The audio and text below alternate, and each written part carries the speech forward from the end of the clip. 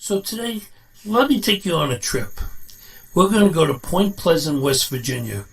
It's November 15th, 1966. These couples see this winged creature in the sky. It's a man-sized creature or something, as they explain it. Reports spread across the country as the story makes national news. The next few days, other people report some similar sightings. Is a large bird with red eyes? Is it an alien? Some type of bird mutation? A new superhero? A cryptid? Well, a bunch of books have been written, and even Hollywood has gotten involved. But today our guest is going to clue us in on some events happening during November 15th, 1966 through December 15th, 1967. Along with Black River Films and Charles McCracken, and producers Kim and Danny Mullins, Matthew Fleming, and our honored guest Travis Shortt, they created the first film about the Mothman called Dark Wings, the Mothman Chronicle. Now, many people may know Travis as one of the horsemen on the Spiritual Warrior Show with Bill Bean, which runs on YouTube every Saturday evening at 10:30 Eastern Standard Time. But Travis is much more than that. He's the father of two wonderful children. He's been a radio manager, director of sales, and much more. He's the owner and founder of Phoenix Publicity Promotions and PR, as well as Chief Marketing Officer at Vectors Partner LLC. So for the next hour or two, he's just my good friend and someone I've grown to admire, Travis Shortt. UFO sightings, men in black, the frightening appearance of a mysterious creature, and a local tragedy that would reverberate into the heart of this nation. Hello, my name is Travis Shortt, and I'm going to lead you on an exploration into the unknown. Together we're going to examine the appearance of the Mothman and other seemingly inexplicable events that occurred in and around the town of Point Pleasant, West Virginia in the late 1960s.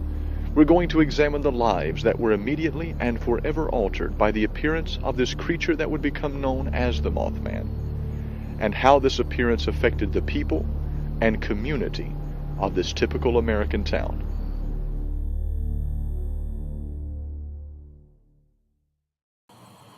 Well, good evening, everybody, and welcome to Your Life Matters show. My name is Steve Hodgson, and I want you to welcome our very special guest, Travis Shortt. Travis, thank you for being with us here tonight. It is my pleasure, sir. Who was that baby introducing that documentary film? You see, I didn't want to give it away to you that I was going to play that. That's why I told you it's just going to be a little video piece, and then we'll go right into it. There should be a disclaimer there. That particular piece was shot 19 years ago. Wow. 2003. That was one you of the don't look like you've changed much. Just a little grayer, like the rest of us, just a little gray. Well, I want to welcome everybody to our premiere episode. 2 weeks ago, we were supposed to do this show with Bill Bean, and as you know, somebody upstairs had a different plan for me that day, and I think they were playing with me today with allergies. I'm like completely congested with allergies. It's actually terrible.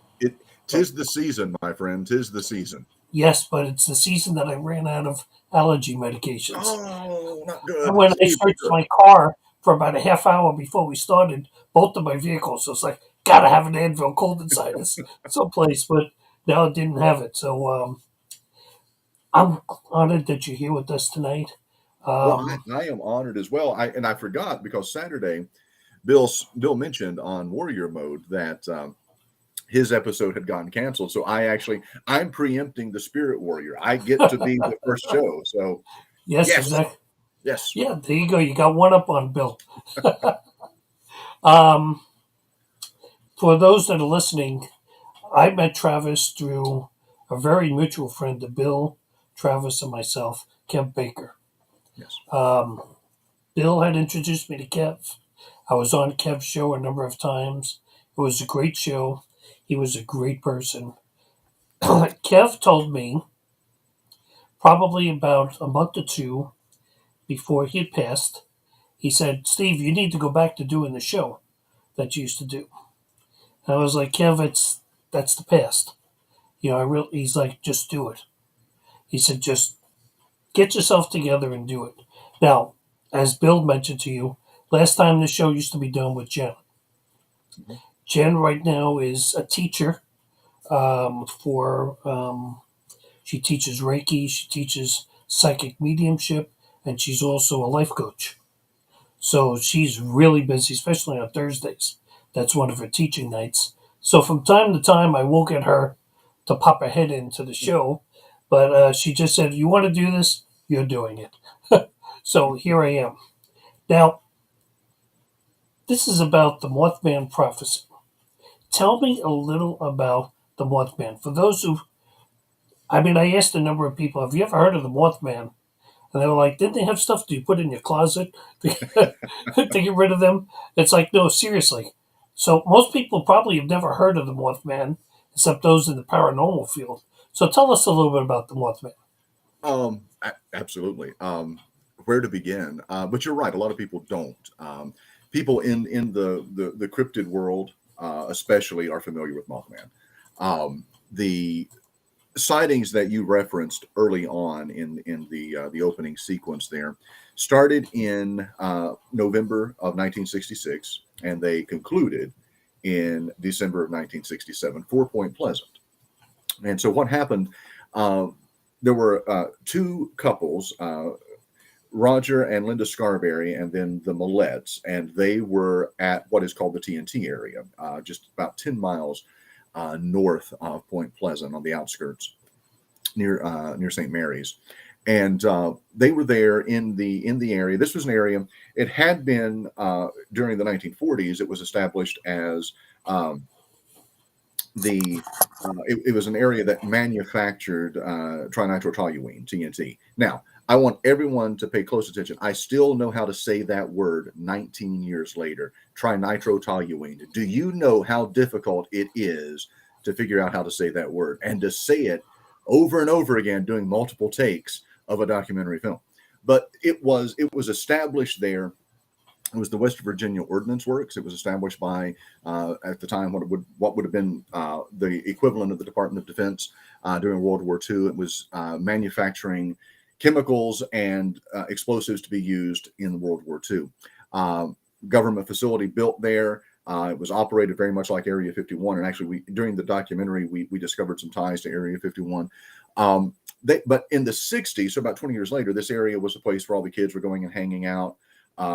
It's really, if anybody knows West Virginia, Kentucky, Tennessee, that part of the country where I live, we got a lot of winding roads, not a lot of straight roads, not a lot of straight stretches, a lot of curves.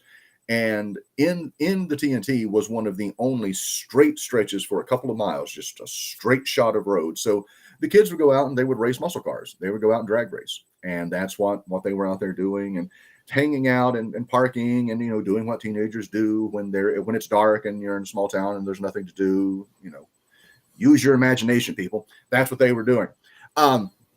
Anyway, you have the North Power Plant and the South Power Plant that were still standing at the time, and they were around the area of the North Power Plant, which now the county fair is held there. They put a fairgrounds. Both of those power plants were demolished. They put a county fairfield there, and a museum, a farm museum. But they were there parking that night, and they saw what Linda Scarberry describes in detail as a 7 to 9 foot tall, muscular, winged man,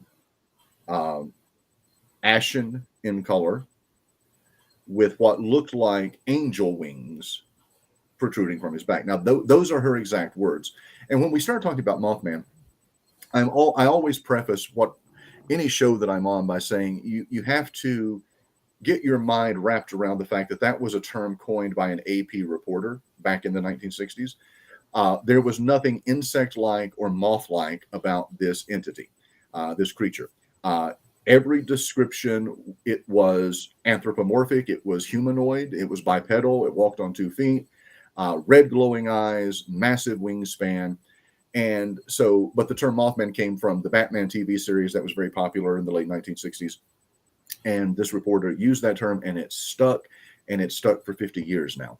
And what we tried to do in the documentary film was kind of peel away the layers of the mythology of Mothman, the eyewitness accounts, because unlike a lot of paranormal events, including Loch Ness Monster, UFOs, and ghost hauntings and poltergeist and things like that, there's no photograph, or was no photographic evidence of the sightings in the 1960s. No videos, no photographs. Everything was oral testimony, and every testimony was basically the same. There were slight variations in the descriptions of the entity that was seen, but you had over 100 eyewitnesses in a 13-month time span across multiple counties that were all seeing the same thing. Incredible witnesses: doctors, lawyers, police officers, school teachers, postmen, people that were legitimate. And I'm not delegitimizing the teenagers that saw it, but individuals later that saw it had a little better credibility and standing in the community. But these sightings took place for 13 months, November 15, 1966 to December 15th, 1967. And of course, what happened on December 15th, 1967 was the collapse of the Silver Bridge. And that bridge spanned the Ohio River from Point Pleasant to Gallipolis, Ohio. And that bridge collapse at the time was one of the greatest disasters on U.S. soil that had actually taken place on the U.S. ground. And the death toll on that was 46 people. Okay. 46 people lost their lives. 2 bodies were never found. And we actually sat in the Point Pleasant Register, the newspaper. We sat in the morgue there going through the newspaper articles. And from the time the bridge collapsed on December 15th of 67 through the summer of 1968, they were still having funerals for people whose body had been pulled from the Ohio River.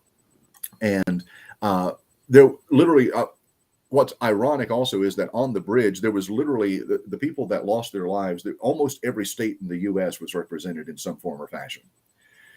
So it was just, it was a horrible tragedy. It happened, like I said, December 15th, rush hour, 5 o'clock. The lights on either end of the bridge stopped working. They were stuck at red. All the cars were parked. The bridge collapsed. 46 people died. Now, what was the reason they believe that the bridge collapsed? The official reason? The official reason was a hairline fracture in an eye rod on one of it was a suspension bridge. So one of those rods had a hair fracture, and just it was about 40 years old. It was 40 some years old because it had been built in the 1920s. So just the amount of traffic, because you have to understand that was the only way to get Point Pleasant thoroughfare right into Ohio. That was one of the main bridges that crossed the Ohio River. A lot of traffic crossed that bridge. Now, what I find interesting also, what really attracted us to Point Pleasant was that story: the bridge, the collapse, the economic development, the social impact, the sociological impact. Because when we went, which Charlie McCracken and I went for the first time in March of 2003, and I know that because we were actually in Ashland, Kentucky, shooting a marketing film for a small school there, and we decided to go on to Point Pleasant, and we went up, and that was our first trip. And what we noticed was that in Point Pleasant, on that side of the Ohio River, it was all locally owned businesses. There were no franchises. You didn't have franchise restaurants. You didn't have Walmart. You didn't have your franchise grocery stores or anything like that. That was all on the Ohio side. All of the economic development had taken place there, because when that bridge collapsed, it took over 10 years to rebuild. So at that point, the only way, it was a 2-mile bridge from Point Pleasant to Gallipolis. So what had been a 2-mile shot across the river becomes now a 20-mile one-way drive, because you had to go 10 miles up the Ohio, cross the bridge, and then come down 10 miles. So, it's a pointless trip at that point. So it's, so you're talking about a 40-mile round trip to go what used to be 2 miles. And so the economic development was all on the Ohio side, nothing on the West Virginia side. But the resiliency, the tenacity of the human nature, these people being able to bounce back and rebuild and to find a way. At that time, it was 67 to 2003, 40 some years at that point. And it's like, they're still feeling the impact. They're still feeling. So in 2001, they started the Mothman Festival. Jeff Walmsley, Carolyn Ramsey, and Charles Humphreys, three of the main individuals. There are others, but those are the three that we knew, that we met. Carolyn Harris, not Ramsey. Carolyn Harris, Charles Humphreys, and Jeff Walmsley. And they put the Mothman Festival together, and they held it right after 9/11 in 2001. And we went from 2004 until 2009. We were present at the Mothman Festival. And what is a little town of about 5,000 people, and that's another interesting thing. The population of the town is almost exactly the same today in 2021 or 2022 as it was in 1967. It hasn't grown any, except during the festival. And then about 10,000 people from all over the world will show up. Well, people also show up for the museum as well. They do.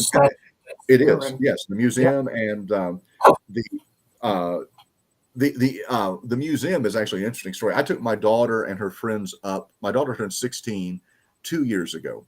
So what she wanted for her 16th birthday was a road trip to Point Pleasant. So I took her and her squad, as she calls them, all of her friends. We went up, did a long weekend in Point Pleasant.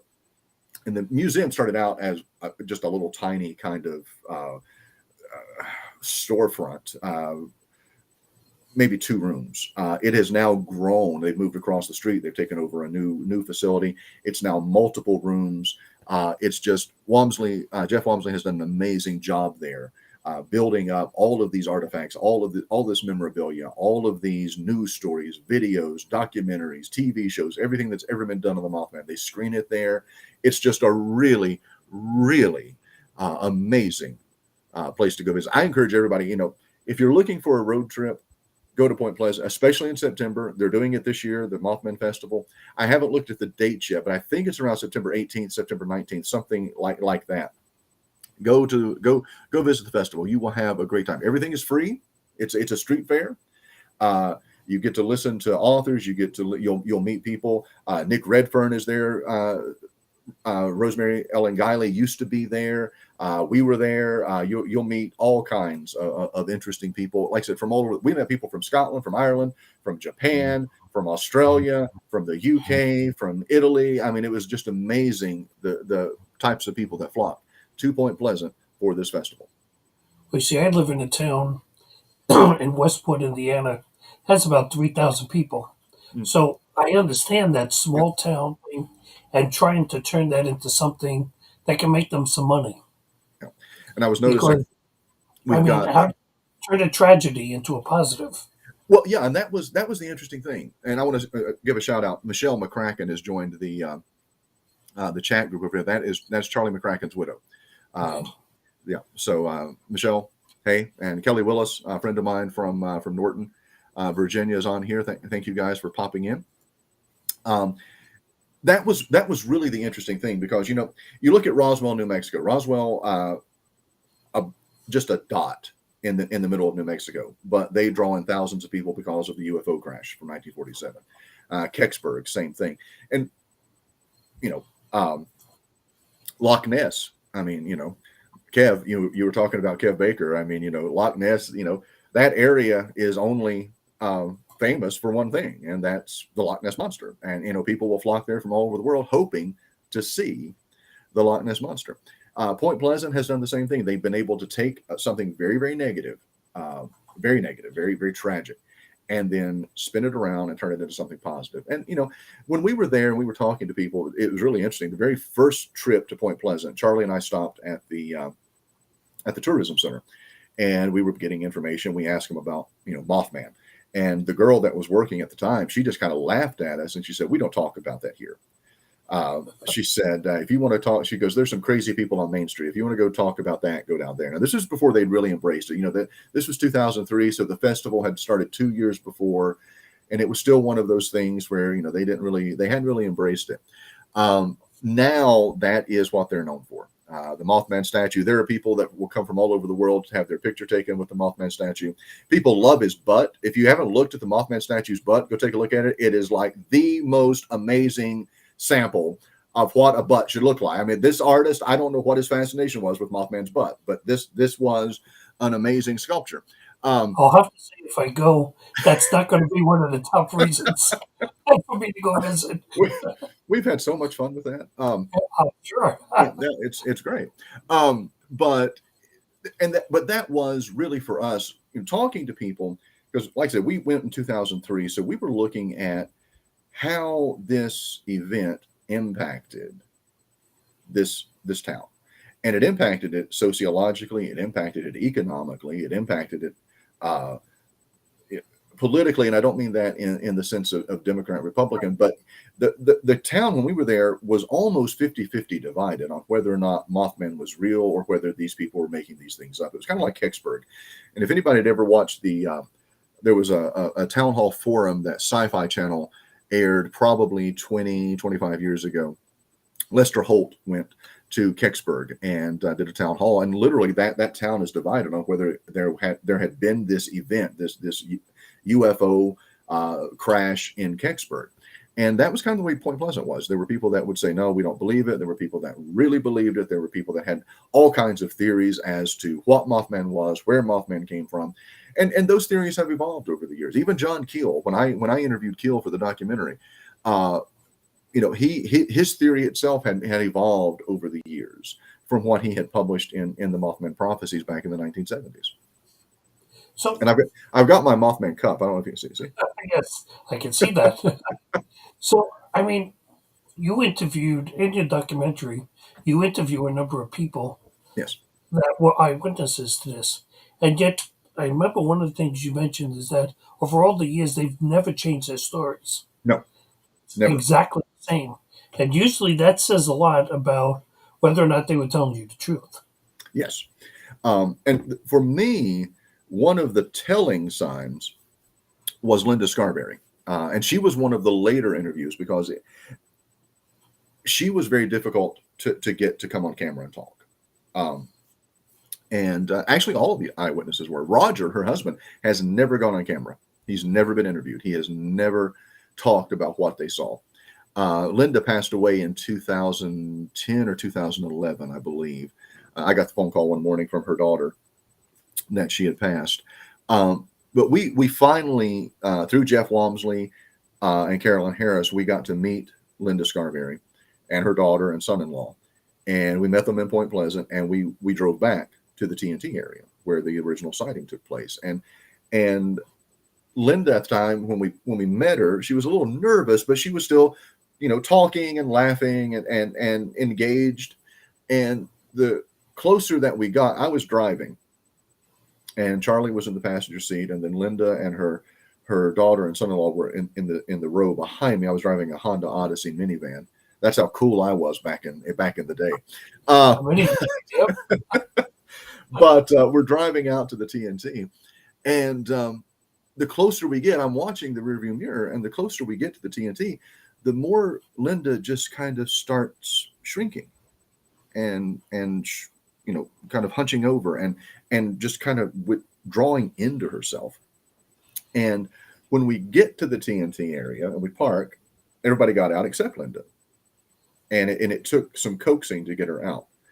And when we got her out, she was shaking, and she was crying, and she was starting to almost hyperventilate, like having a panic attack. So there's actually a scene in the documentary where we're inside the county fairgrounds, inside the fence, and she and I are just walking, and there's no audio. It's just kind of B-roll, and that was actually me just trying to. We talked about everything on that trip around the fairgrounds, and we talked about kids, we talked about school, we talked about life, and it was just trying to get her comfortable again. And then when we started interviewing her, the emotions came back, and you can tell she's terrified. So here's an event that was 40 years ago, but this woman still feels those same emotions just being there, just being back there. And that was the case with every person that we talked to. 1966 or 1967. It never changed. It never altered. Now, I will say this, and I said this early on. There were variations on what people saw. Some said that the entity was 7 feet tall. Some said 9 feet tall. Some said it was gray. Some said that it looked more white or flesh colored. Some said that the eyes or that the wings were angel-like. Some said the wings were bat-like, which led me to actually posit that what was happening in Point Pleasant wasn't one entity, but multiple entities, that people were seeing the same type of entity, but not the same entity. And the two things that were always, well, actually 3 things that were always the same was immense height, wings, red glowing eyes. Those 3 things never changed in any of the eyewitness accounts. So, don't want to jump too far ahead, but it's probably a good place to do it. What do you think these things were? When we went, that's the question, isn't it? That's the question. Jump right in there, Steve. Don't, no build up. No. Everyone has a theory. We went with the 3 of us, me, Charlie, and Matthew Fleming, my cousin. We all went to Point Pleasant, honestly, with no preconceived ideas. And let me back up. I should probably send this. The reason that we were in Point Pleasant to begin with in 2003 was in 2000.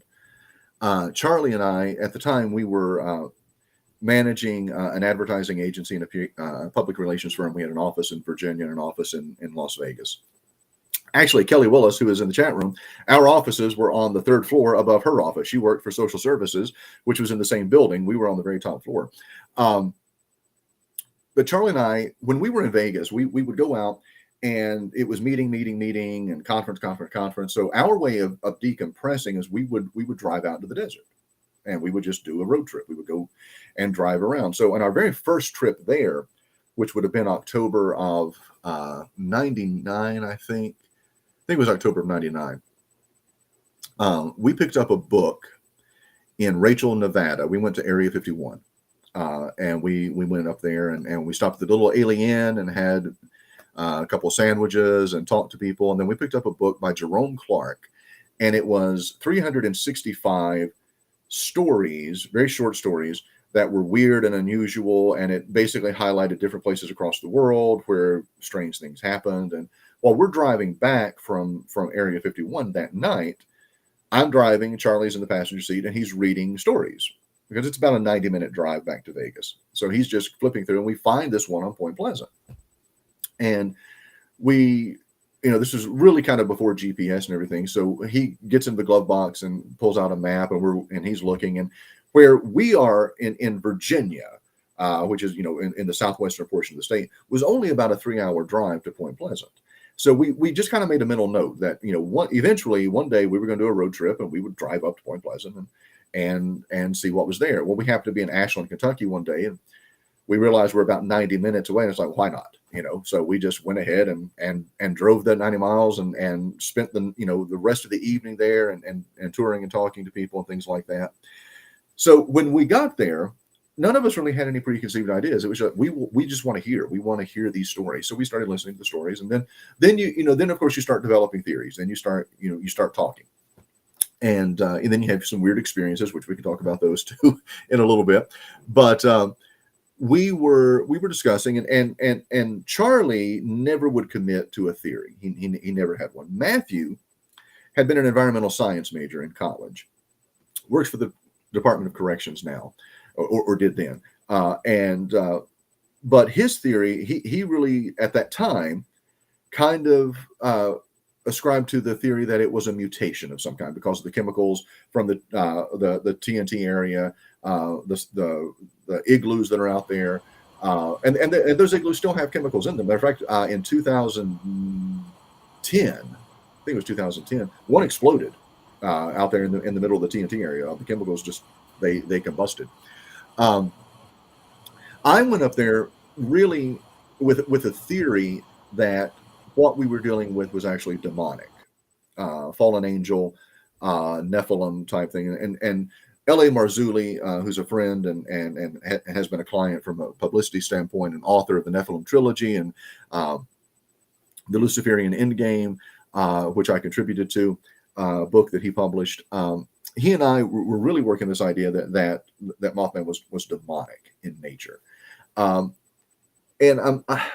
over the years, I've grown. I'm not saying that it's not, but I'm not saying that it is. I think what we're dealing with is some type of interdimensional entity, which of course that can be angelic, that can be demonic. I guess my scope, my worldview has broadened to the point that the problem with looking at it through that particular lens is we're projecting a certain ideology and theology on something that we don't understand and we don't know. So I'm more just saying what we're dealing with there is an entity, and I don't like saying a creature. I don't like saying a cryptid because I don't believe that it's cryptozoological. I don't think it's a missing link. I don't think it's any type of aberration. I think it is interdimensional.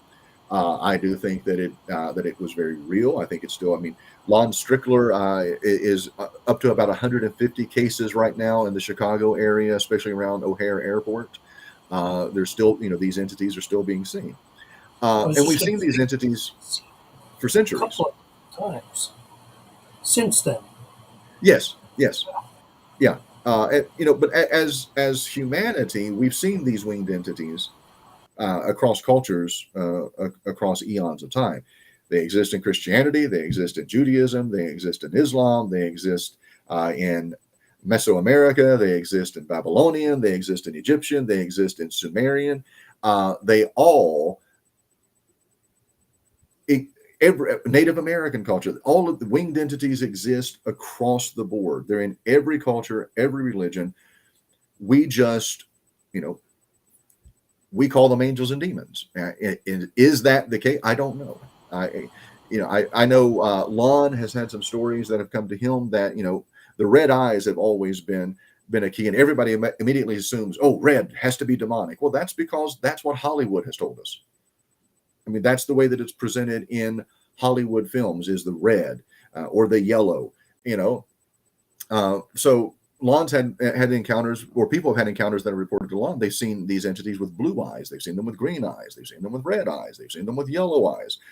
And, maybe the color of the eyes indicates their nature. Maybe it's, just allergies. Maybe the red eyes are allergies. Maybe they need some Sudafed or something. Well, it's really strange because you say that with Hollywood doing the paranormal for 45 years. Believe it or not, I don't know if you know that, but for 45 I years. didn't. And Hollywood changes everything. How many times we're at a location or at someone's home and they'll tell us, well, you're doing that wrong. Yeah. Well, what if you were doing it wrong? Well, I was watching TV the other day and it's like, this isn't a TV show. Yeah. This is the real thing. This is what's really going on right now. And you're entitled to your opinion. But you're right, opinions change because of Hollywood. They do, and it's, I work in the media, and I, as you mentioned, I do, PR consulting and marketing and things like that. And it is our job to, from that standpoint, to kind of shape perception. I try not to do it that much. I feel like my job is to put information out there and you make up your mind. And, there you have it. But we do rely way too much on what we're told, and that impacts the way we think, and then the way we think impacts what we believe, and what we believe impacts, and it's this cycle. John Keel thought that this was an ultra terrestrial, that this, which is basically not quite the same as interdimensional, but similar. He also thought that it was a being that was existing, but that only certain people could see it. And it goes back to something that Bill talks about regularly, which is that vibration, that resonance that we're operating at a higher level, a higher frequency, that some people can see it and some people can't. Of course, there's been the theory that it's the harbinger of doom because of the bridge collapse. What did it cause the collapse? Was it there to warn people? I've heard theories that it was the angel of death. It was there to claim those souls. I mean, there's all kinds of theories out there. I guess I guess that my stance, honestly, Steve, is I'm still open, and I think that's part of what makes the paranormal field so intriguing. Is every time we get an answer, it opens more questions. So it's There is no answer. no, there's not, and we're never going to find an answer. But we keep searching, and I got a good friend in Ohio, Lee Allen, Paravision's paranormal team. Give them a shout out. Lee, his wife Patty, and Jim, and they do a lot of investigations. But the slogan for Paravisions is keep looking into the unknown. Right. What we call ours exploring the unknown. Exactly. Just keep looking, keep asking questions. In fact, even 2 of our books were written called Exploring the Unknown. Yeah. Because that's really what it is. I mean, I've had kids come to us saying, my science teacher says there's no such thing as ghosts. And of course, Jen is like grabbing me by the back of the neck. It's like, shut up, Steve, it's a kid, okay? But you can't prove anything until you see it. And, Absolutely. Yeah. And then even, we talked about this on Warrior Mode on Saturday night. Sometimes with paranormal events, you can see it, and then you take a picture and it's not there. All the time. It's like, how is that? I'm looking at it, I'm seeing it, but it's not being captured digitally. It's not being captured on film. It's not being captured. And then sometimes when you're not even seeing something, then your camera will capture something. So, right. Or your EVP will capture something when you're not hearing anything. We thought for sure there was this one place in Indiana we had cameras set up facing right down the steps, and we saw this flashlight coming up the steps, come right up onto the landing, and there were 4 of us, but we were in different rooms, and we all ran out to see what it was. There was no one there, and I'm sitting there saying, "Well, we got it." I mean, I got 3 cameras filming it. You don't even see the flashlight.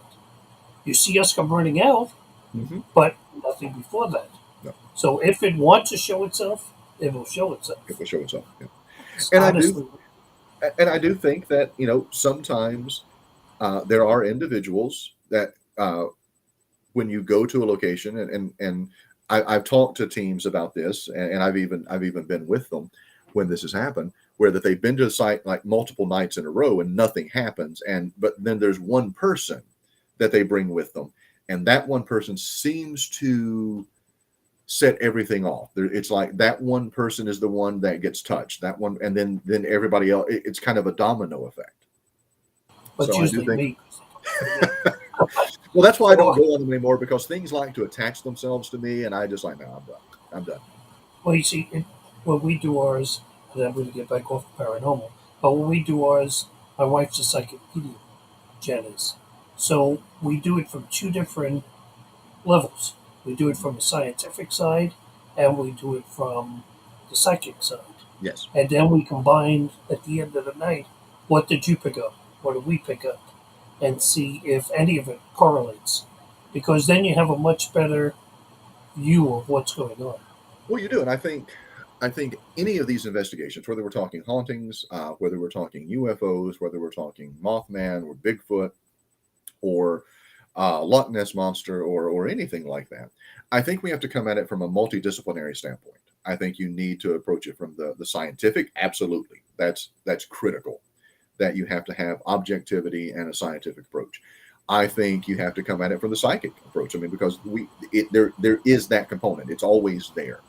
I think you need to come at it from a psychological component and a sociological component, a theological component. I think all of these things have to play in if you're going to get a well-rounded view of what we're looking at here.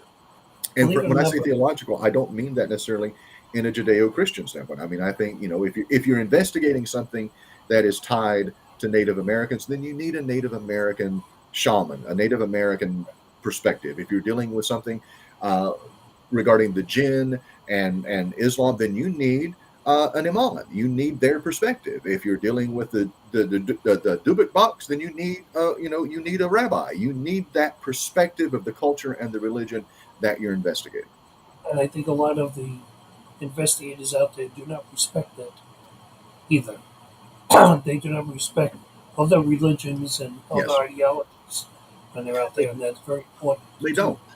And, Yeah. and that's true in general. I mean, we kind of get boxed into our own little ideologies and our own way of thinking, and that's what we think everything pertains to. And I think the more that we start looking at it from different perspectives, the more we're going to see, and the more we're going to understand. Are we ever going to figure it out? Absolutely not.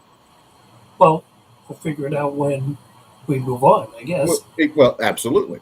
But I guess when it comes to a religious view, I'm very Gnostic in that. I think it's about the journey, not necessarily the destination. It's that journey along the way, what we learn, what we see, what we experience, and what we're able to pass on.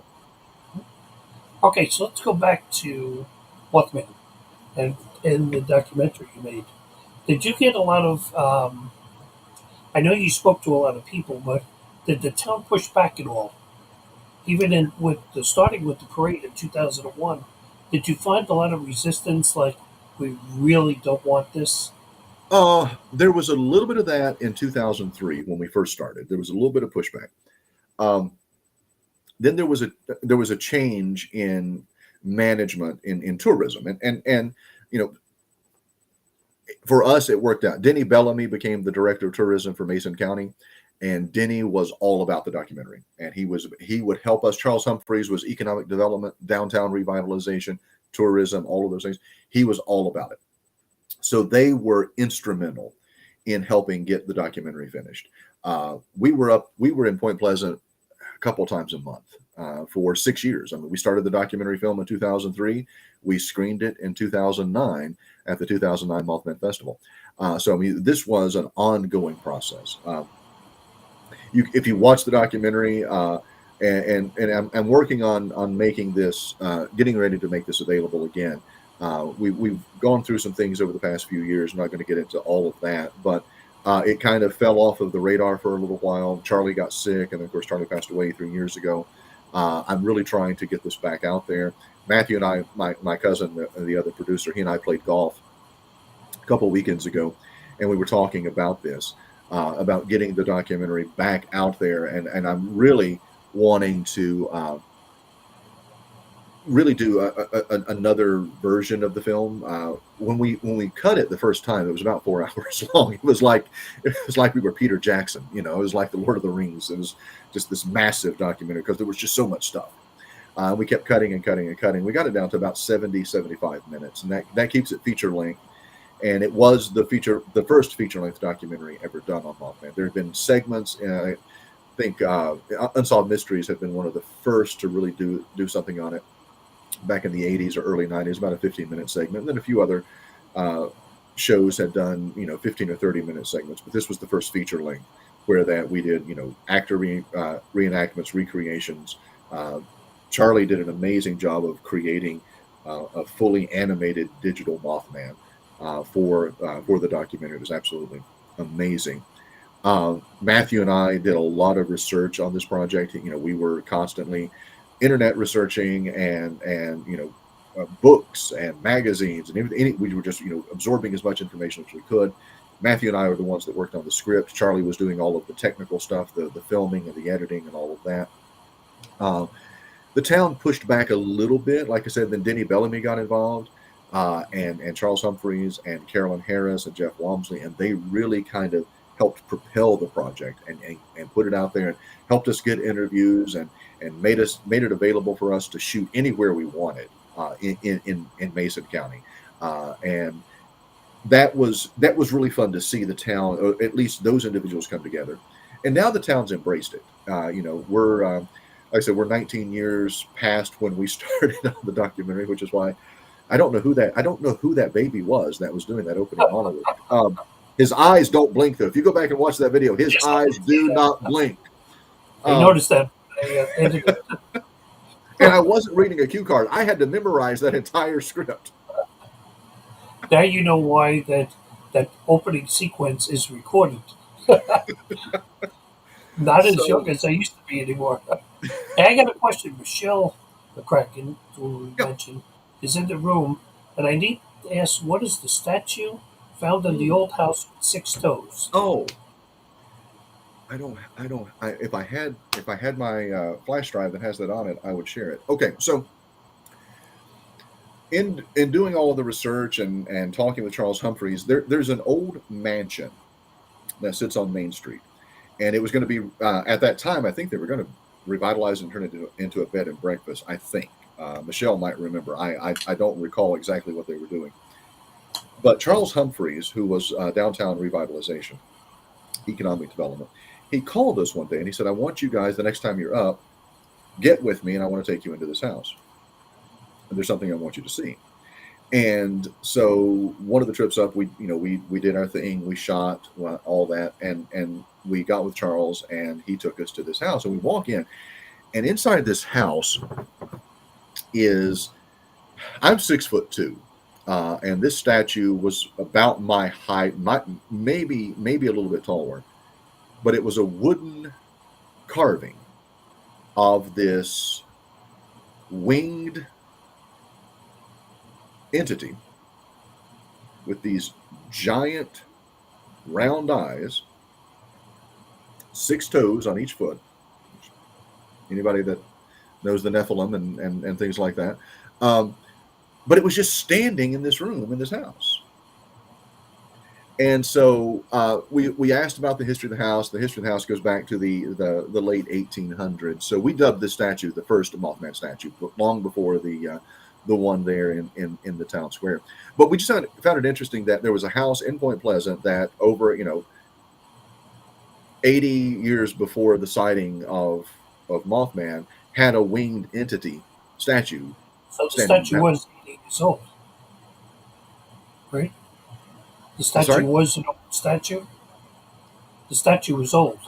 Oh yeah, at least as old as the house, dating back to the late 1800s. Yeah. Okay. Yeah. So that's what she's talking about. That's creepy. I'll find that picture and send it to you. That's very creepy. Just in itself. It was. Oh, there's lots of creepy stuff in Point Pleasant. So never been. I mean, I can tell you about Westwood. There's even a Roy Sailor in here. I can tell you about Westwood. But yeah, that's really odd. I like that. It was strange. Well, yeah. And what was funny was after going to Point Pleasant, there's this 6 degrees of separation kind of thing. So in like 2005 or 2006, I was attending an ecumenical retreat because some people know that I used to be a minister, some don't, but I used to be a minister. See the picture on the wall right there? Oh, yeah, I do. Right there. There we go. Yep. My minister receipt. So I was at an ecumenical retreat in northeastern West Virginia, up near D.C. Actually, I wish I could remember the name of the town, but it's actually, NSA has an entire satellite field there. And so it's a radio-free zone. You no cell phones, no radios, nothing works there. But I was there and was talking to this Catholic priest, and we just were, conversing over lunch one day, and we were talking about being in West Virginia, and I'm like, well, I've actually been spending a lot of time in West Virginia recently. He's like, really, where? And I'm like, well, Point Pleasant.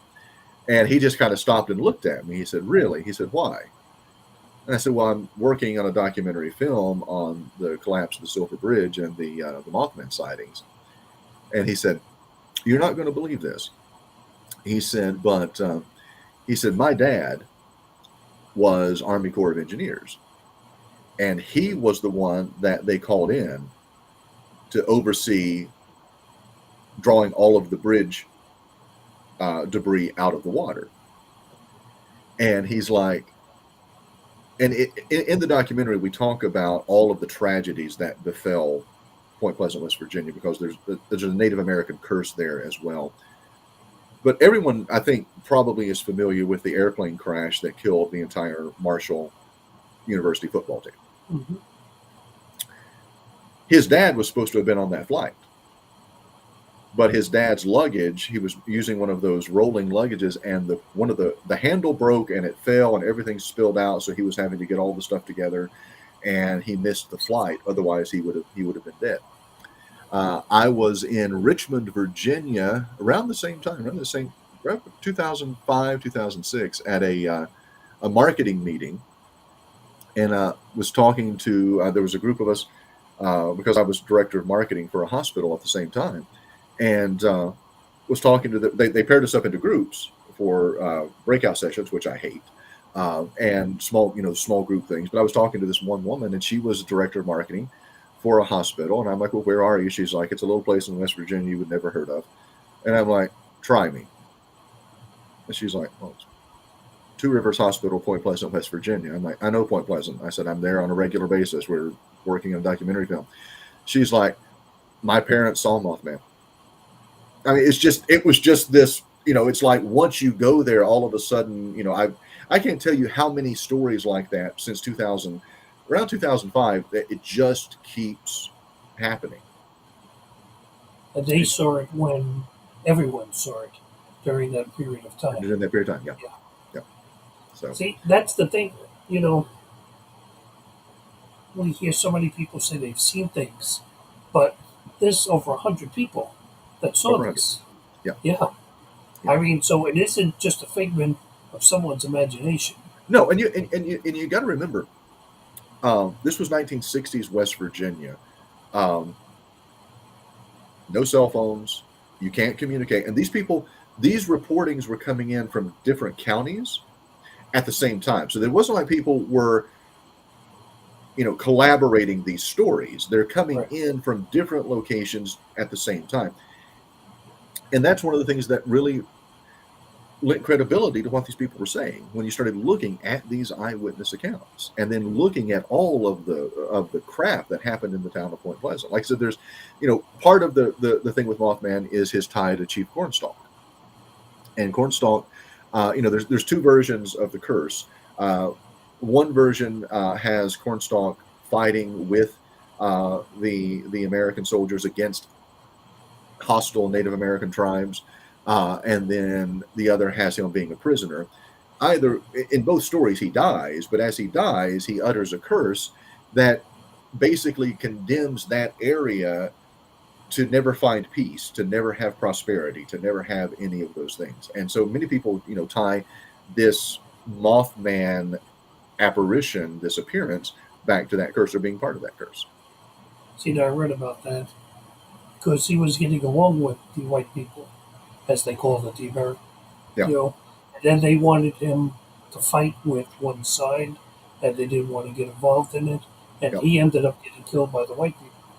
And like I said, there's two versions of that story. Okay, I'll go back to the odd things that happened about Point Pleasant. So at the time, I'm going to go off camera 1 second because I'm going to get something to show you. Okay. So I'm going to turn my camera off. You talk. I've got my briefcase. I'm going to grab one thing. Okay. As he goes off camera to get something here, if you have any questions, like Michelle did, pop it in our YouTube channel. We'll be more than happy to answer any questions that you have. For those that have been wondering, yes, that is my cat sitting right back there. I did hide the dogs out of the way, but she's quiet. She doesn't bark or anything, so that's here. And he's back. See, I didn't have to talk to him. So, I'm going to show this real quickly. If you can. Oh, wait. It's the spirit. Come on. It won't. There we go. There we go. There we go.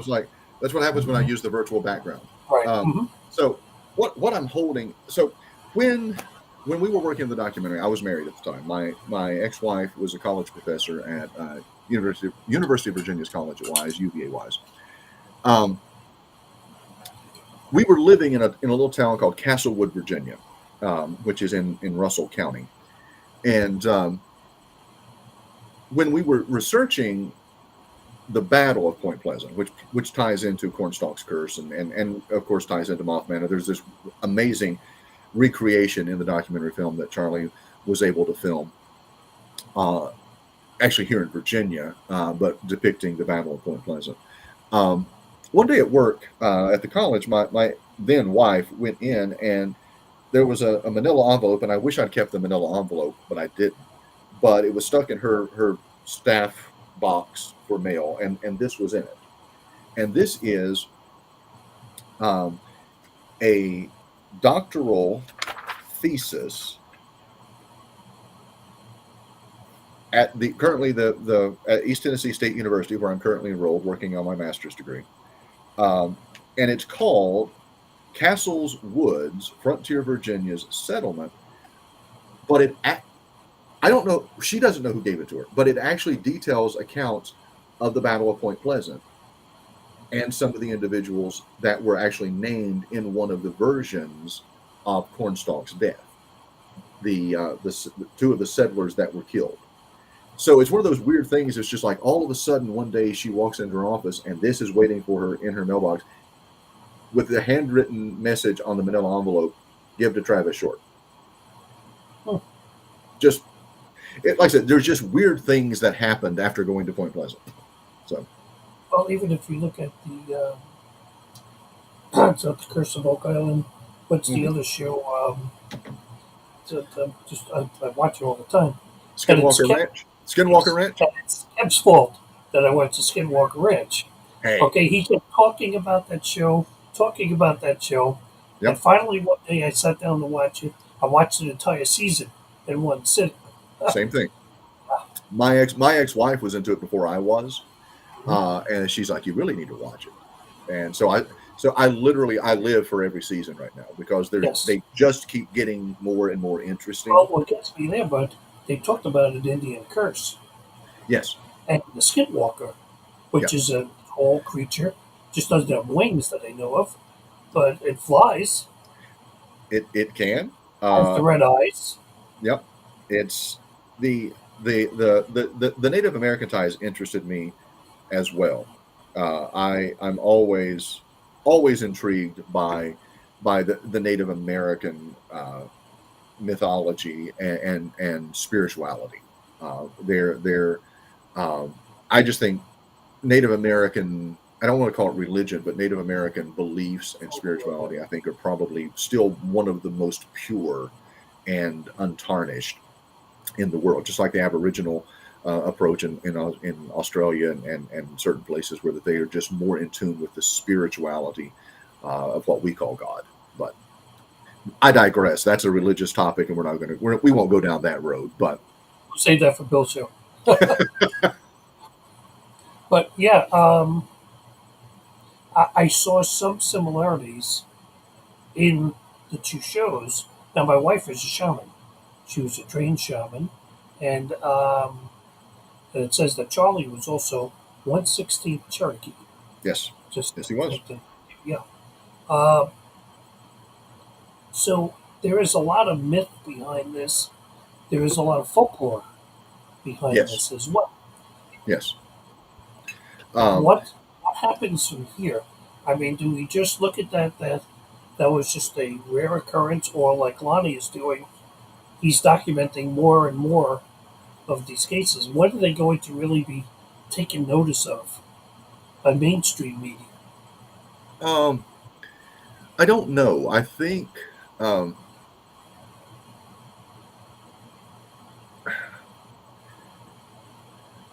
there's going to have to. I don't want to say it that way. I was going to say there's going to have to be something. There has to be a catastrophe. Yeah, like I said, there's going to have to be something equivalent to the Silver Bridge disaster for mainstream media to pick it up now. See, I find interesting right now what we're seeing. UAPs, what's happening at Skinwalker Ranch, the vortexes, all of that, the sightings at O'Hare, and in the greater Chicago area. And I find it interesting. Dr. Stephen Greer, and I don't know if anyone knows that name, but he's fairly prominent in ufology, regular contributor on Ancient Aliens. But he actually has something that he's doing called CE5, Close Encounter 5, where that he has pods of people all over the world that at the same time every day are focusing their thoughts and their energies on making contact with extraterrestrials or interdimensionals. And they've been doing it now for several years. I've watched all 3 of his documentaries, and they've been doing it for several years. And I'm not so sure that what we're seeing right now isn't somehow attached to that, because actually Keel had another theory that Mothman was a tulpa, And if anyone knows if you're not familiar with what a tulpa is, it's actually it's a thought projection. It's part of Tibetan, Hindu, Tibetan spirituality. It's the more you think about something, the more you focus on something, the more that you put your energy into it, the more it actually can be created. There's actually a very interesting movie, if you guys get a chance to watch it, called The Empty Man, and it's about just that. It's about a tulpa that comes to life, but has no sentient. Anyway, if you find it, The Empty Man, watch it. It's an interesting watch. But so Keel thought maybe that's what Mothman was. And I'm not so sure that the sightings in Chicago, what's going on at Skinwalker, all of these UAP, because I mean, I'm flooded on a regular basis with new UFO sightings, UAP sightings. It's constant. I'm not so sure that that's not what we're seeing. That CE5 might be working. I don't know. Going back to the paranormal side, there is a piece of equipment, and I was talking to Kev about it before he passed, called the Phasma box. Okay. And it's just a program that's you put on your iPad or your laptop. Travis, this thing has brought through. It's never disappointed me. Let's put it that way. After 45 years in the paranormal, I was about ready to wrap it up, especially health-wise. I was ready to wrap it up. This has intrigued me. Kev has even come through on this box and talked to us. Now, I'm going to tell you. Wait, back up. Okay, let me explain something. The person that heard this and heard Kev's voice before I could say anything had only watched one of my appearances on Kev's show when Jen and I was on. Okay. And he came through and said, Steve, this other person over instantaneously said, isn't that your friend Kev? Without me even saying a word. Wow. I'll go back even further than that. Jen, I told you she's a shaman. The person who trained her, Chris Sutton was his name.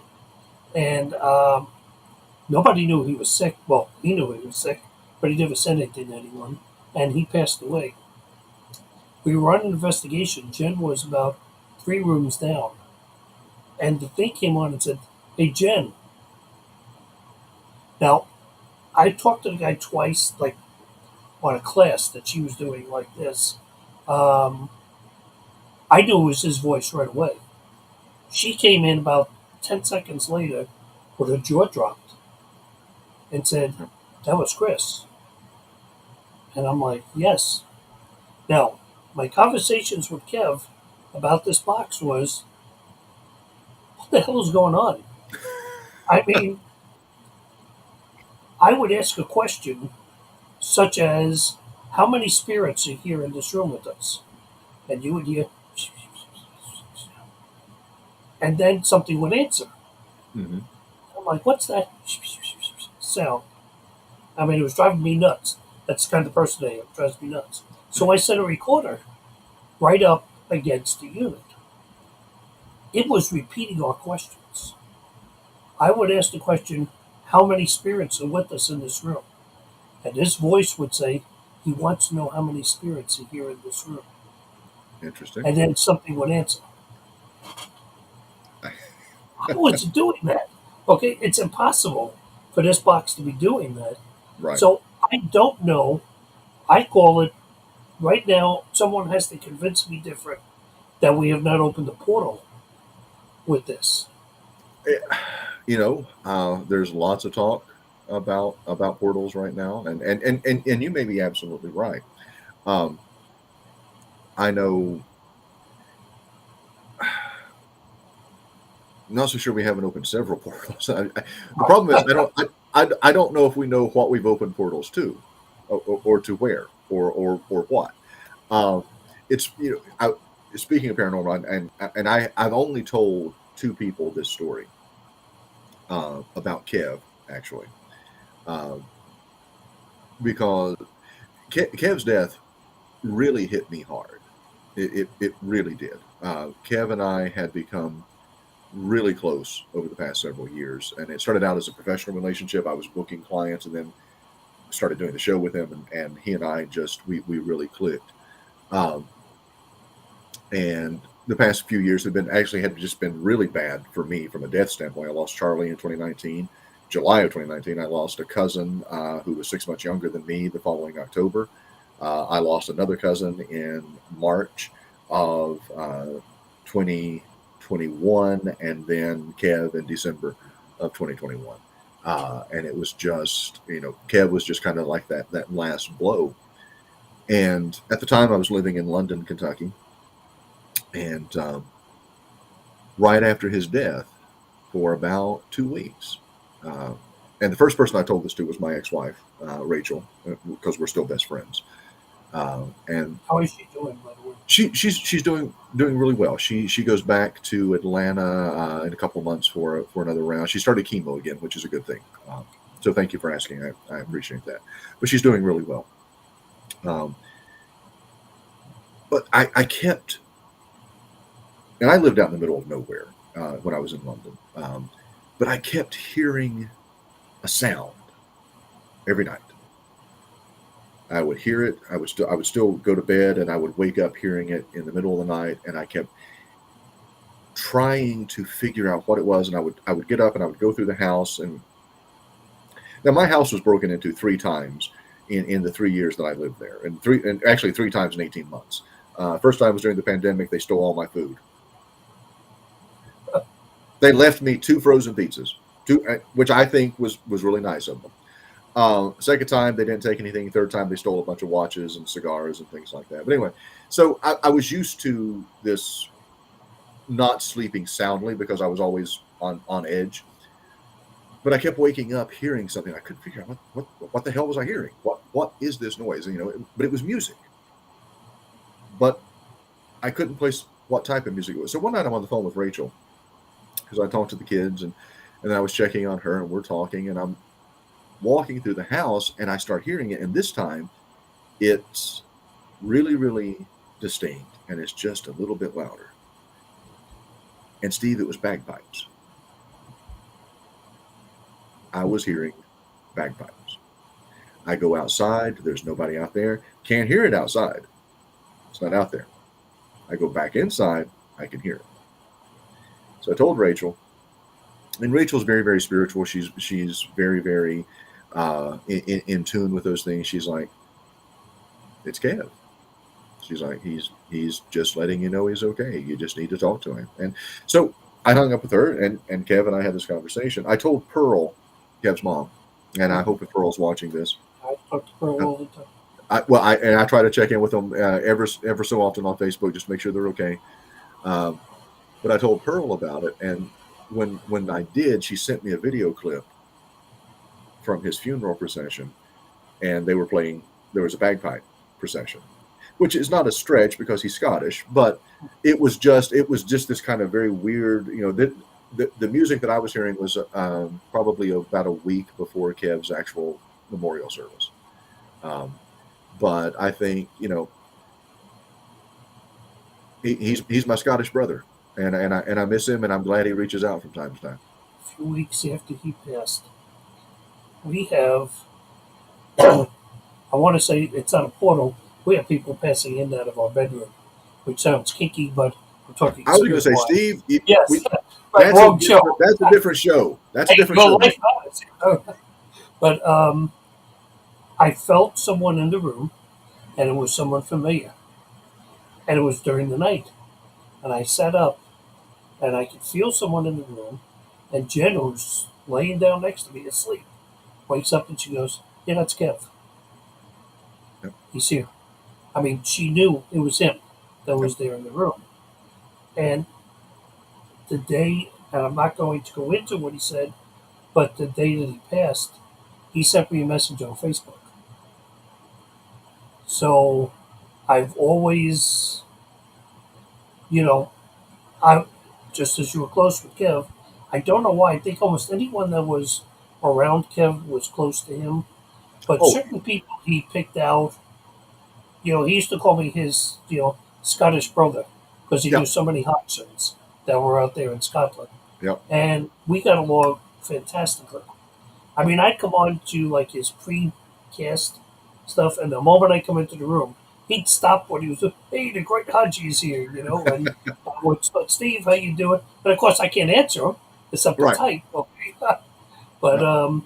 yeah, He Kev was very special. But Kev is just another example of what that box did. Now, Michelle asked, "Is it like a ghost box?" And the answer to that is no. A ghost box goes off of radio frequencies. In other words, it scans the AM or FM Mhm. radio spectrum and it pulls out little words here and there. We have to shut off internet.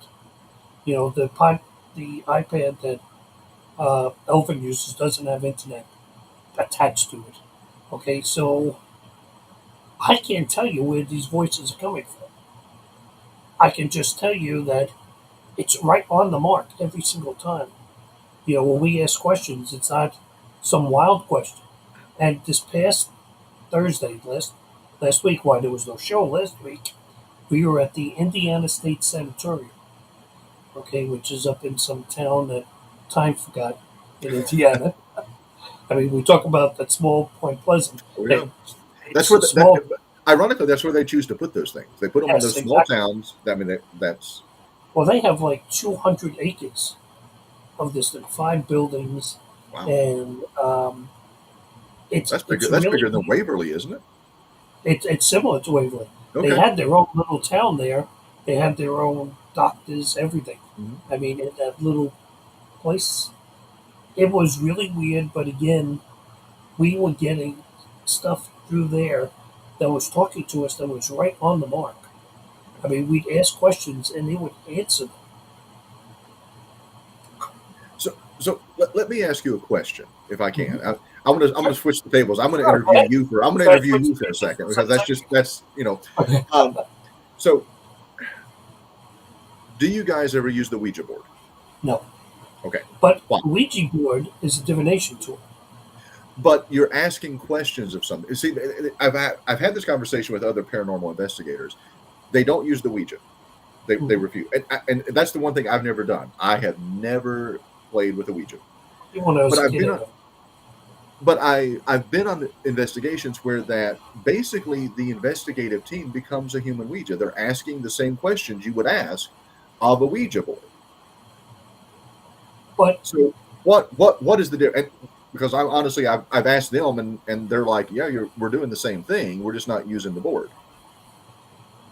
usually when we start out, I usually ask, there's somebody here that wants to speak to us. This is the perfect opportunity to do so. We have recorders set up. We have some equipment set around. Uh, we take out the Phasma board, the Phasma box on rare occasion. I personally don't like it. I'm intrigued by it, but I don't like it because what I was starting to say with the sanatorium is I actually had a discussion with this this Okay. box. Okay, yes, I was losing it. Okay, at that hour, it's too much oxygen or something like that. But we actually set up. There was a little um, lunch table in one of those little booths, Yeah. and we put a motion detector type, a trip thing there, and we asked it to sit down and talk to us. As soon as we told it to sit down there, that thing started to ping, as if somebody was there. Didn't do it the whole time. It did it when someone sat there. And I started asking some very serious questions. Like, are we talking to the other side somewhere else? Or is this just an amplification for spirits that are here? Is it just giving them an opportunity to speak, and talk to us? Basically, the answer was it's from somewhere out there that they're talking to us. Now, I've heard my mom talk on that board. Um, we heard Jen's mom talk on that. So I now see I've hung around Bill too long. Okay, because I start to question: is it something evil, Mhm. or is it something that's legit that I'm talking to? Because I always fear that, devil's minions will do anything to deceive us. Right. So I'm always careful, even in an investigation when something's going on, I'm not the one that says, "Oh yeah, everything's evil," but I always have that in the back of my head. Am I dealing with a real spirit, Yeah. or am I dealing with something evil? There's a very quick story. We do library presentations around Halloween. Imagine that. People want us. That's the only time of the year they want us. But there was a You're little girl. legitimate then. Yes, exactly. There was a little girl who was talking to us and said, um, "There's this woman who used to appear at the foot of her bed." Now, as soon as she said this, I had goosebumps go all over me. Actually, Jen and the other woman with us too. And she said, and she talked to me every night. She knew my name. She knew everything about me, my family. And I'm thinking to myself, whoa. I was like, did you tell your mom about this? And she says, yes. My mom said it was okay. So his mental note smacked the mom after after the presentation. But she said, but then it disappeared for a while. Didn't come back for 2 or 3 months. Then all of a sudden, something came to her, started telling her to do all these evil things, like set the house on fire, harm the animals, etc., etc.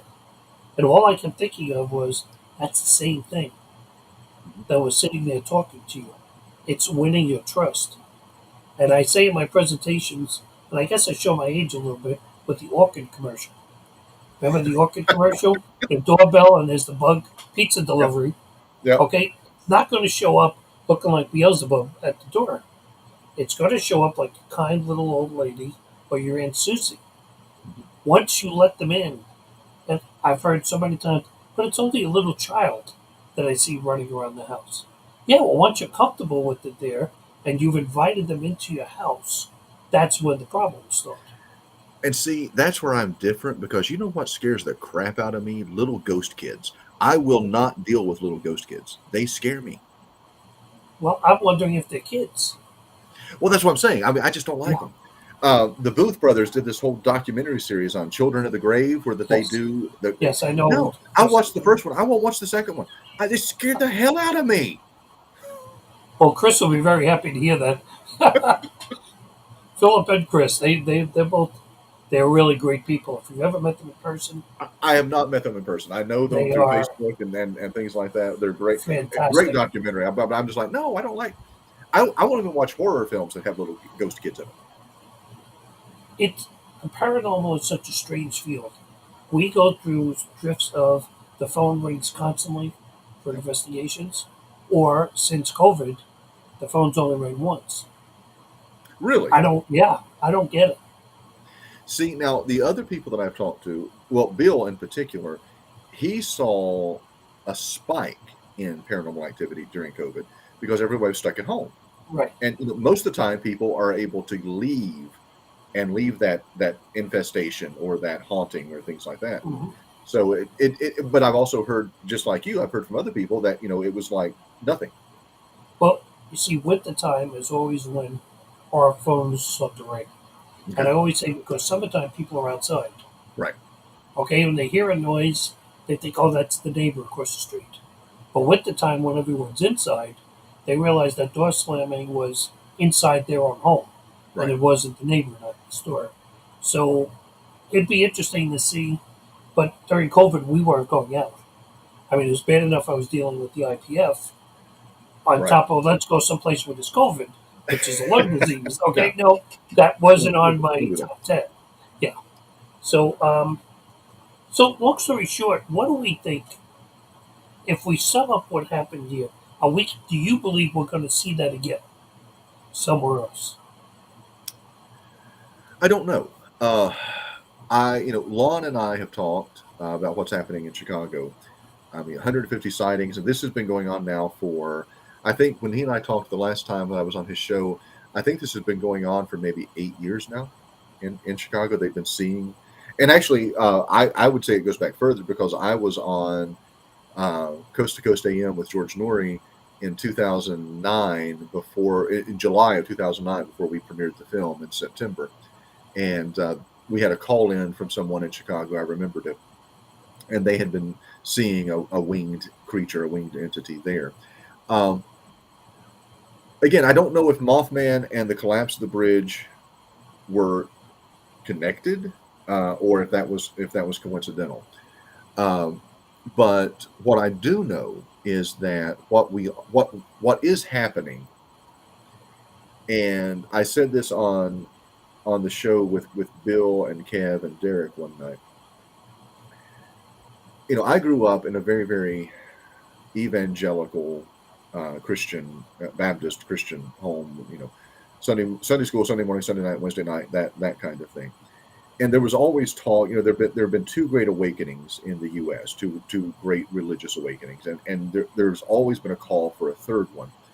And I think we're about to see a third great awakening. It's just not a religious great awakening. I think it's a spiritual awakening. I think our eyes are starting to be open, and we're starting to see things, and we're starting to see things that we might not be ready for, that we might not be psychologically prepared for. Um, but I think that's what's happening. I think we're beginning to see some things. I don't know if it's going to be another natural disaster or an infrastructure disaster like the collapse of the Silver Bridge. I hope not. I really do. I don't want to see that type of devastation again, because that was one of the things that was totally taboo and off topic with any of the eyewitnesses that we were interviewing in Point Pleasant, whether it was Mothman or the collapse of the bridge. You did not talk to them about the collapse of the bridge. No one wanted to talk because somebody there in that town lost somebody. Lost somebody in a small town. Lost somebody, and nobody wanted to talk about it. And I get that. I do. And we never pried. That was the one thing we kept that entirely off the table. We never asked questions about that. You know, Carolyn Harris, who also has passed, you know, it was several years into the trips to Point Pleasant before we knew that she lost her family in the collapse of the bridge. She never talked about it. We found out from someone else. It doesn't seem right that the Mothman just went away. Well, some people say he went away. Some people say there's still sightings. Now, I think it's interesting that there have not been the types of sightings, but at the same time, you know, in the documentary, we go back as far back as 1962, and there were sightings of a winged entity in Point Pleasant. So, you know, it actually goes back further than the November '66 sightings. There was a mother and son that were walking on a farm, and the kid saw what he would describe was an angel in the barn. And then there was another guy driving along, and he saw what he thought was a giant bird that just, you know, lifted and took off into the air. And actually, on November 14th, Merle Partridge or Newell Partridge, there's a differentiation on the name. You know, he saw something 100 miles away, two red glowing balls in the air, and he had a 100-pound German Shepherd that went running after it, and then the dog was never seen again. Right, exactly. Yep. Yeah. So, you know, it's not just that Mothman appeared for those 13 months and then disappeared. You know, he might have, you know, the entities. My thing is this, you know, one of the things that we looked at is the TNT area also has a very, very strong reputation of satanic and black magic being performed there. Could a portal have been opened there? Absolutely. Could the portal still be open? That's very likely. I will say this: in all of the trips to Point Pleasant, and there were many over 6 years, as you can imagine. There was one trip. It was me and Charlie McCracken and my cousin Matthew Fleming, and we were in. Well, actually, he was driving. He had an S10 Blazer. If you remember the little 2-door S10 Blazers, he had one of those. He was driving. Charlie was in the passenger seat. I was in the back seat. We were on that stretch of road in the TNT. And Keel himself said in the book that he felt there was, I think he called it a window or a doorway on that stretch of road, a portal, right, for all intents and purposes. That road comes to a T intersection, and you can go right and go back towards Point Pleasant, or you can go left, and it takes you further into the TNT area. So we came up to this T stop, dead of summer, windows up, air conditioner going, radio's on, not loud, but music playing. We're talking. We're at the stop sign, and we hear what all three of us described as a human scream, the roar of a lion, a yell. I mean, it was just this, and it literally, the windows in this blazer shook, and the hair on the back of our neck stood up, and we all just looked at each other. And it was like, nobody said anything for saying that.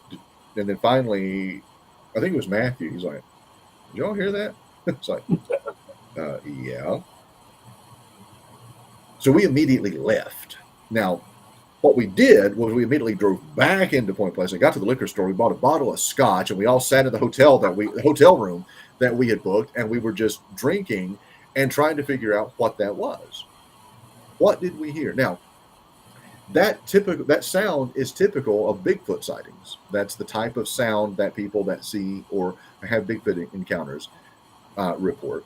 It's also in the writings of Josephus. It's what he recounted as being the yell of the Nephilim. That there was a sound, a yell, a scream that they had that would actually stop armies in their tracks. So that was one of the most bizarre encounters that we had there, which was one of those things that made me at that time draw the connection to the Nephilim and fallen angels and the demons and things like that. But again, it goes back to, there's so many variations. You've got the chief cornstalk, so you've got the Native American, which I don't believe is black magic. I don't believe it's evil. I think it's spirituality. Then you've got the fact that there have been, since the 60s, stories of people out there practicing black magic. Then you've got the ties to Area 51 and the government, because we didn't even get into the fact that in our interviews, and there were people that would not come on camera and talk about it, but the McClintock Wildlife Preserve, now the TNT, which was the West Virginia Ordnance Works, was built in the same manner as Oak Ridge and Area 51. So the people, if you've ever watched stories about Area 51, people were picked up in buses, blacked out windows, they're bused to the... That's what happened in Point Pleasant in the 40s. These people were picked up in buses with blacked out windows. They were driven into the TNT area. They were all dropped off at different locations. They did their jobs. They were picked up. They left. And by all accounts of the people that we interviewed, it was the same government body that then left and went and built Area 51. So do you think that's interesting? Because in my head, I start to wonder, did they open up something when the government worked there? Which is what they were saying with the I'm going to have to write down the name of that other show. I watch it all the time, but I'm destroying the Skinwalker? Skinwalker. They're Yep. saying the same thing, is that the government, when they had it for 15 years, they knew something was there. That was a theory. L.A. Marzulli and I were working on that particular theory because, Marzulli has a theory that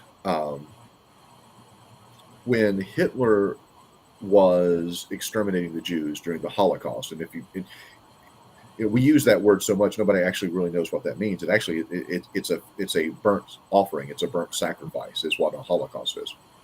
And Marzulli postulated that that's what Hitler was doing. He was offering up the Jewish lives as a sacrifice to open a portal and to allow demonic forces to come in so that he could win the war. Is it possible that this country was doing something very similar? It is. I mean, after World War II, what did we do? Anybody familiar with Operation Paperclip? We brought those Nazi scientists, those Nazi soldiers, the ones we wanted. That's why it's called Operation Paperclip, because if there was a paperclip attached to their file, they got to live. If there wasn't a paperclip, then they were exterminated themselves. They were killed. So there was a very distinct group of individuals that were brought to this country. And so I think we have to be cognizant of that. We have to look at that. We talked Saturday night on Warrior Mode. Nick Redfern has a great book out. I've got it here, as a matter of fact. It's the New World Order book, and there's a section in there on the Collins Elite. It's an organization that was founded in the 1990s. Possibly goes back even further, but the U.S. government brought together theologians, priests, ministers, academics, demonologists, different religious practitioners, all in the effort to contact other entities in another dimension. And according to Redfern and his sources, they did that, and these entities are demonic, and these entities are helping the U.S. government right now. So, I mean, there's we could go on and travel down roads, and is Point Pleasant part of something else? You know, there were other things going on in West Virginia at the same time. You had the Flatwoods Monster, which took place in West Virginia in the 1950s, and then you also had the apparitions to Woodrow Derenberger there in Mineral Springs, West Virginia, with I forgot the name of the I forgot the name of the entity that he was interacting with. Indrid Cold, which in the movie The Mothman Prophecies, they combined the two to make them one, but it was two different things going on basically at the same time, though. There's just a lot. We know just from today how much the government hides from us. So I don't put anything past anything. The government doesn't hide from us, Steve. What are you talking about? They're transparent as glass. Yeah, oh yeah, sure. I trust our government well as we get shut down. Okay. See what happened? We were on the air a minute ago. If Steve and I disappear, I want to thank you all for joining us. It was nice knowing all of you. On this inaugural show, thank you all so much. Hey, the doctor told me yesterday my IPF's doing good, but I suddenly died of it tomorrow. you know something really, really went wrong. Yeah, there's a lot now. I'm going to wrap up because we're at that time. How you said you're going to try to get the video out. Did you ever think of doing it in 2 parts? Well, the idea actually was to make it a series. We were going to follow along. So there was Dark Wings, the Mothman Chronicle, and like I said, we edited that down. And there's stuff we didn't even get to. There were so many things. I mean, Charlie was in the hospital at one point he came down with every symptom of malaria, but he was never diagnosed with malaria. His organs started shutting down. He almost died. Matthew and I both had problems. There was a website at one point, the Curse of Mothman, or the Mothman Curse, and we all ended up on it at some point. There were all these things that had happened to us.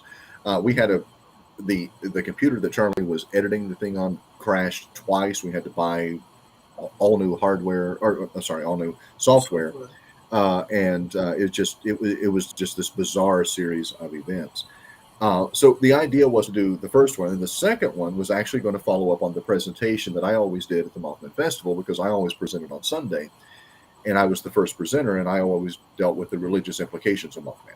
And so we were going to do the second one was going to be Dark Wings 2, Dark Wings 2, the Dark Messengers, and that was going to be dealing with the idea of these prophecies and entities being angelic, demonic, and we were going to look at all the religious connotations. We had lined up, or were lining up, Native American shamans, rabbis, imams, priests, ministers from different Christian denominations. We were going to talk to them and do it almost like a panel discussion, and then insert the reenactments and the things like that. And then the plan was to, if there were more sightings, which there have been, at the time when we did it, the closing of the documentary is me standing exactly where I was in the opening, talking about, at that time, there were Mothman sightings in Wise County, Texas, which actually is the home of Aurora, Texas, which, if you are a ufologist, that's where in 1897 supposedly a UFO crashed.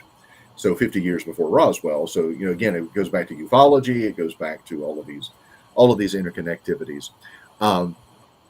But the idea is, what I really want to do is to release. I'm going to go ahead and release the documentary as it was released, and then I've talked to a couple of filmmakers that I have a working relationship with about doing a special edition later, and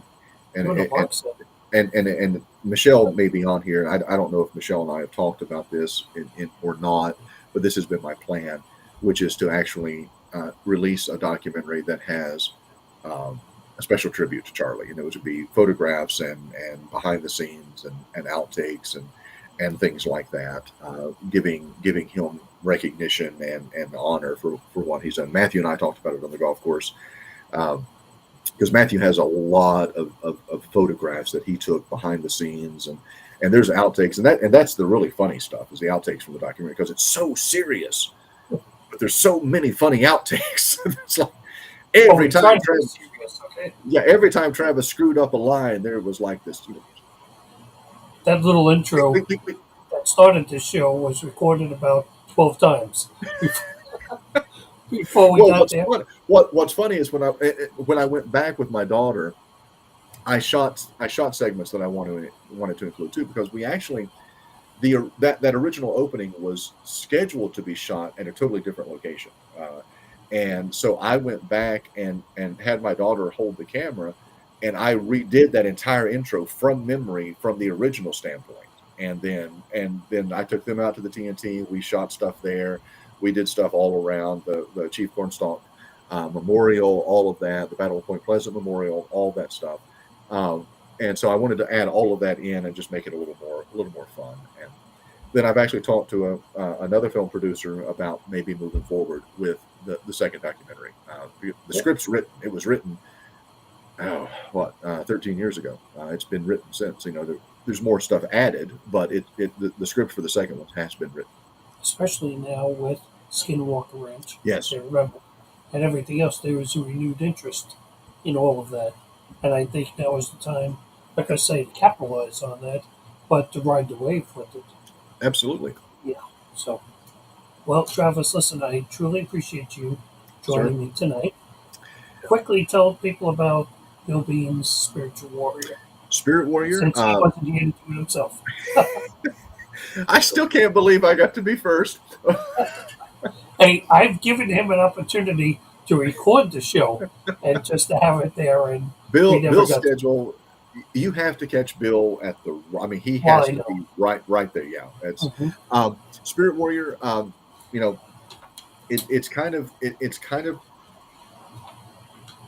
a newer version of what we were doing with Kev. Desiree is doing an amazing job producing and pumping, and she's absolutely amazing. She really is. Derek Stroman joins us.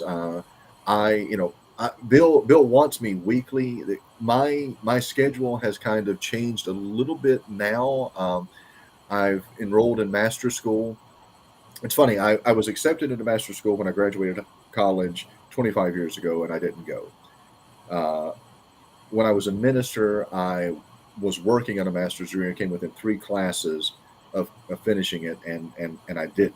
And I've been accepted again, so I've bit the bullet, and I'm starting graduate school on Monday. It's in Tennessee. I'm there 4 days a week. Thank you. And this is one of those things I plan on seeing through. Unless I die, I plan on in 2 years having that master's degree. So I don't know how much I'm going to actually be able to join them on Saturdays every week. I'm hoping to be able to. But Spirit Warrior, check out Bill Bean's YouTube channel. It's every Saturday night, 9:30, and we run until. It's it's 10:30 Eastern time. Yeah. So we went 3 hours a couple of weeks ago. This week we do have a great guest this week. Rob Kellum, Maestro, Papastro, WCW wrestler. He's going to join us on Saturday night. I do watch the show. I watch it off my TV because I have internet TV. I was going to say, and every now and then you pop in. I get personal messages from you. You'll private message me stuff. Yeah, well, especially now, but I watch it at night. I can just lay in my bed. Well, my parents do. My parents, have now got this thing where they're streaming, watching YouTube, and they've got the big flat screen on the wall, and they just watch the. I got to try to figure out why. I used to be able to comment on my cell phone, and for some reason I can't comment on my cell phone. I don't get the comment box coming up. Interesting. So I have to figure out what's going on with that. Yeah. But well, Travis, I thank you for coming on. Steve, it has been a pleasure. I would. Let me know anytime. I'll come back. There's so much more we haven't even touched on. I'd love to have you back. Let Next me week, know. just so people will know, we have psychic medium Rick Hayes will be joining us. Oh, no, Rick. Yes, Rick is a good friend of ours. In fact, Okay. I'm going to see Rick Saturday.